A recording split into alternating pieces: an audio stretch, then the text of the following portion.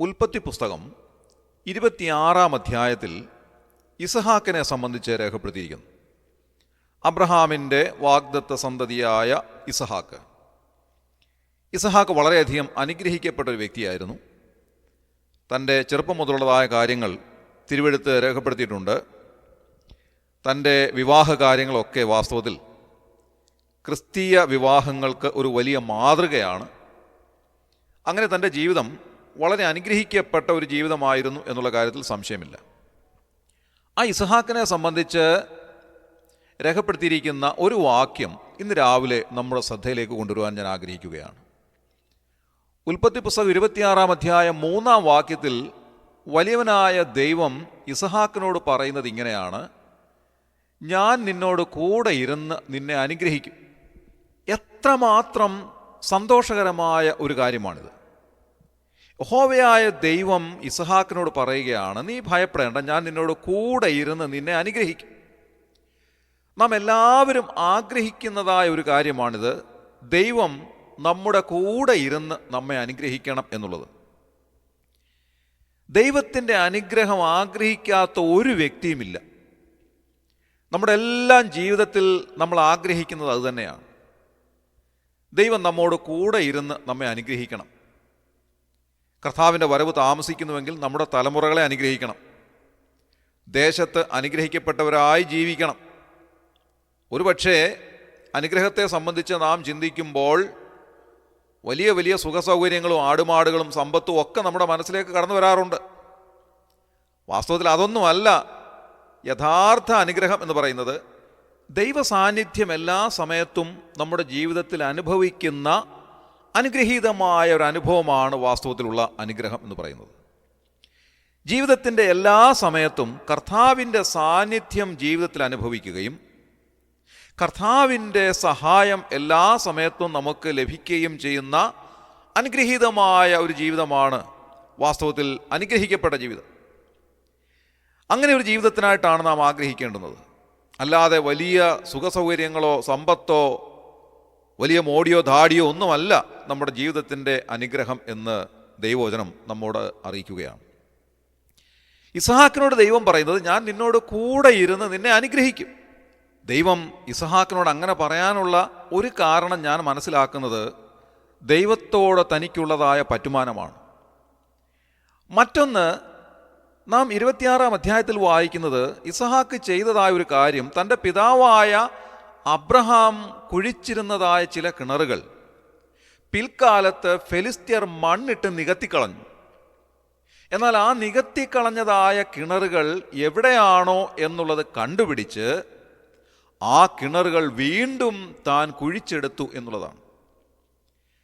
Abraham ഒരു കാലത്ത് വളരെ കാര്യമായി കുഴിച്ചെടുത്ത് ഉപയോഗിച്ചു കൊണ്ടിരുന്നതായ ചില കിണറുകൾ, വെള്ളമുള്ള കിണറുകൾ തന്നെയാണ്. ആ കിണറുകൾ ഫെലിസ്ത്യർ പിന്നീട് മണ്ണിട്ട് നികത്തിക്കളഞ്ഞു, ഉപയോഗിക്കാൻ സാധ്യമല്ലാത്ത നിലയിൽ അതാക്കിക്കളഞ്ഞു. എന്നാൽ ഇസ്ഹാക്ക് എന്താ ചെയ്തത്? അത് എവിടെയൊക്കെ ആയിരുന്നു എന്നുള്ളത് താൻ വളരെ ശ്രമകരമായി കണ്ടെത്തി. വളരെ ശ്രമിച്ച് ആ കിണറുകളുടെ സ്ഥാനം മനസ്സിലാക്കി അവിടെ തന്നെ അത് വീണ്ടും കുഴിച്ചെടുത്തു എന്നുള്ളത് ശ്രദ്ധേയമായ ഒരു കാര്യമാണ്. തനിക്കറിയാം, അവിടെ കുഴിച്ചാൽ ഒരു കാലത്ത് തൻ്റെ പിതാവായ അബ്രഹാം ഉപയോഗിച്ചിരുന്നതായ ആ കിണറുകളിൽ വെള്ളമുണ്ടാകും. അങ്ങനെ വെള്ളം കണ്ടെത്തുക എന്ന് പറയുന്നത് തീർച്ചയായും അനുഗ്രഹകരമായൊരു കാര്യമാണ്, ശ്രമകരമായൊരു കാര്യമാണ്. കിണർ കുഴിച്ചതിന് ശേഷം വെള്ളം കിട്ടാതെ അത് വീണ്ടും മൂടിക്കളയുക എന്ന് പറയുന്നത് എത്രയോ സങ്കടകരമായ ഒരു കാര്യമാണ്.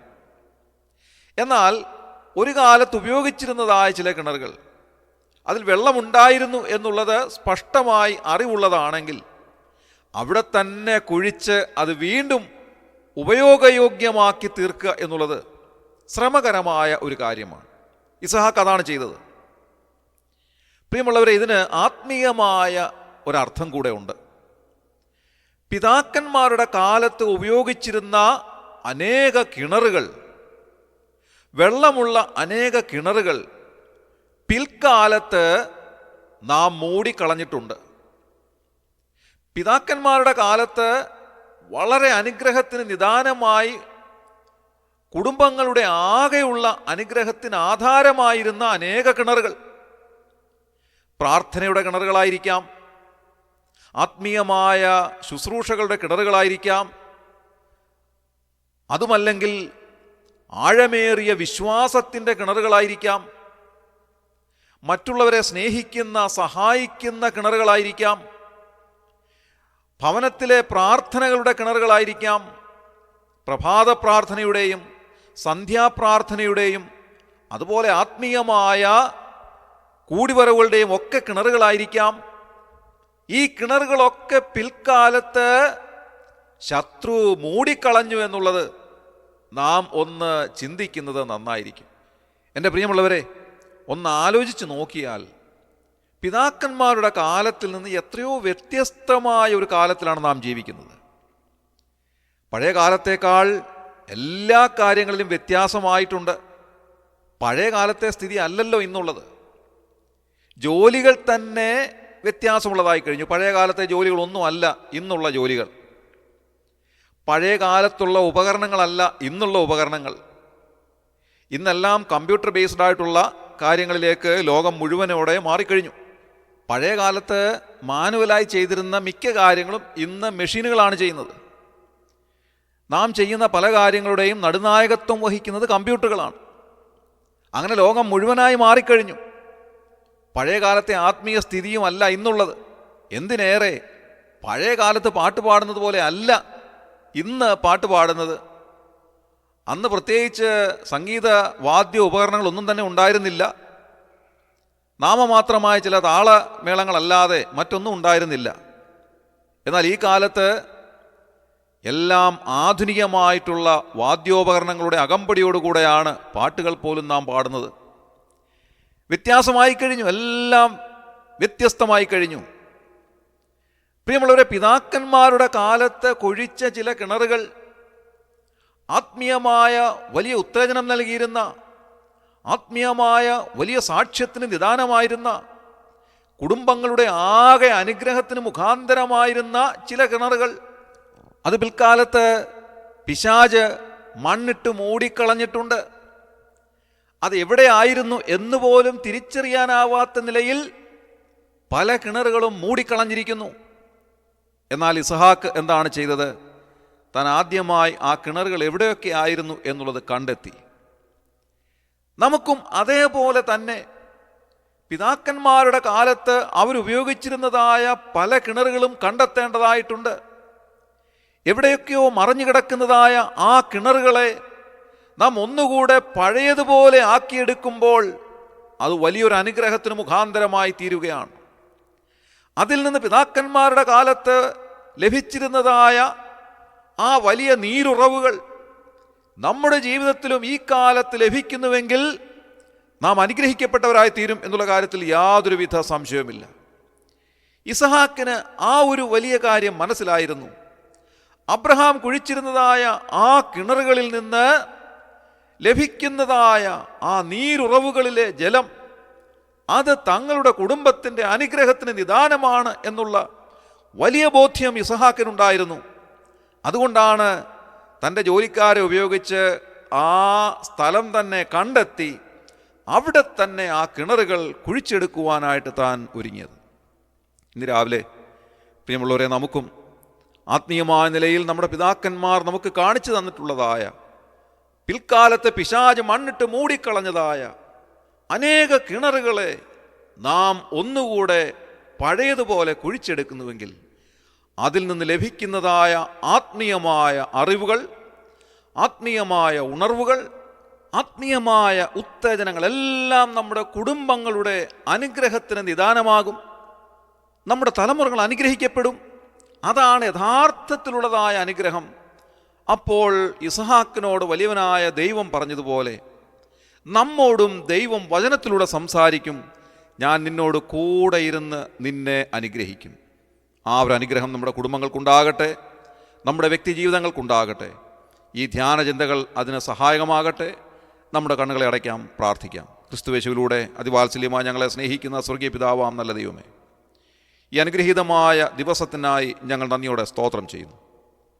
കർത്താവെ, ഞങ്ങൾ ചിന്തിച്ചതുപോലെ ഇസഹാക്ക് തൻ്റെ പിതാവായ അബ്രഹാം ഉപയോഗിച്ചിരുന്നതായ അനേക കിണറുകൾ, ഒരു കാലത്ത് അനുഗ്രഹത്തിന് നിദാനമായിരുന്ന കിണറുകൾ എവിടെയൊക്കെയെന്ന് കണ്ടെത്തി അത് വീണ്ടും കുഴിച്ചെടുത്ത് അതിൽ നിന്ന് ലഭിക്കുന്നതായ ജലം അവരുടെ അനുഗ്രഹത്തിനായിട്ട് ഉപയോഗിക്കുവാൻ ശ്രമിച്ചതുപോലെ കർത്താവെ, ഞങ്ങളുടെ പിതാക്കന്മാർ ഉപയോഗിച്ചിരുന്നതായ അനേക ആത്മീയ കിണറുകളെ പിൽക്കാലത്ത് മൂടിക്കളഞ്ഞ ആ കിണറുകൾ കണ്ടെത്തി വീണ്ടും അത് കുഴിച്ചെടുത്ത് അതിൽ നിന്നുള്ളതായ ആത്മീയ പാനീയം കുടിച്ച് ഞങ്ങളുടെ തലമുറകൾ അനുഗ്രഹിക്കപ്പെടുവാൻ അവിടുന്ന് ഇടയാക്കണമേ എന്ന് പ്രാർത്ഥിക്കുന്നു.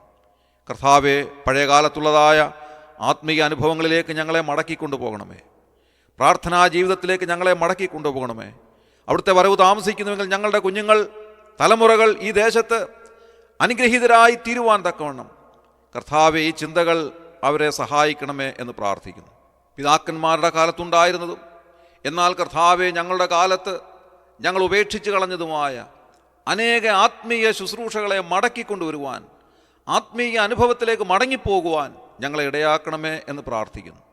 ഭൗതികമായ സ്വത്തും സൗകര്യങ്ങളൊക്കെ വർദ്ധിച്ചപ്പോൾ കർത്താവെ ആത്മീയമായ പഴയകാല അനുഭവങ്ങളൊക്കെ നഷ്ടപ്പെട്ടു പോയതായി കാണുന്നുണ്ട്. എന്നാൽ അതിലേക്ക് ഞങ്ങളെ മടക്കിക്കൊണ്ടുപോയി കർത്താവെ ആധുനിക കാലത്ത് ഞങ്ങളുടെ ആത്മീയത ഒട്ടും നഷ്ടപ്പെടാതെ പൂർവാധികം അനുഗ്രഹത്തിലേക്ക് വരുവാൻ ആ ഒരു ചിന്ത ഞങ്ങളെ നയിക്കണമേ എന്ന് ഞങ്ങൾ പ്രാർത്ഥിക്കുന്നു. ഇന്ന് രാവിലെ ശുശ്രൂഷയിൽ സംബന്ധിച്ച് എല്ലാവരെയും അവിടുന്ന് അനുഗ്രഹിക്കുകയും സഹായിക്കുകയും ചെയ്താട്ടെ. സകല മാനവും മഹത്വം ഞങ്ങളവിടുത്തെ മുൻപാകെ അർപ്പിക്കുന്നു. ഞങ്ങളുടെ പ്രാർത്ഥന കേട്ടതിനായ സ്തോത്രം. ഞങ്ങളുടെ കർത്താവിൻ്റെ രക്ഷിതാവുമായ യേശു ക്രിസ്തുവിൻ്റെ ധന്യമായ നാമത്തിൽ തന്നെ ആമേൻ.